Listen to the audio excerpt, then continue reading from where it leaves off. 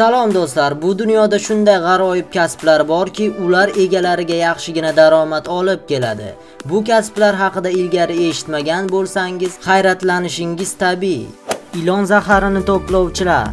Ilon-sog'arlar dunyodagi eng zaharli shaqqildoq ilon va kobralarning zaharini yig'ishadi. Olingan zahar kasalxonalar va laboratoriyalarda ziddi zahar tayyorlash uchun foydalaniladi va 1 grammi taxminan $1000 dan sotiladi. Kelinning dugonasi. U haqiqiy dugonadan farq qilmaydi, lekin mas'uliyatli to'y kunida o'z tajribasi bilan asqotadi. O'ziga xos yordamchi vazifasini bajaruvchi dugona turli muammolarni yechadi va fotosuratlarda chiroyli chiqadi. Kelinning dugonasi xizmati uchun $300 dan $2000 gacha haq oladi. Aysberg suruvchi. Xalqaro muz qo'riqchilari okeanda yirik aysberglarning harakat yo'nalishini kuzatib boradi va kemalar uchun xavfsiz yo'nalishlarni tavsiya etadi. Zaruriyat tug'ilganida ular aysberglarni kemalar yo'lidan surib berishadi. Navbatda turuvchilar.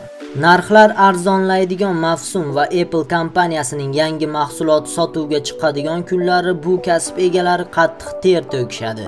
Ana shunday kasb egalaridan birining aytishicha, u haftasiga $1000 gacha haq oladi.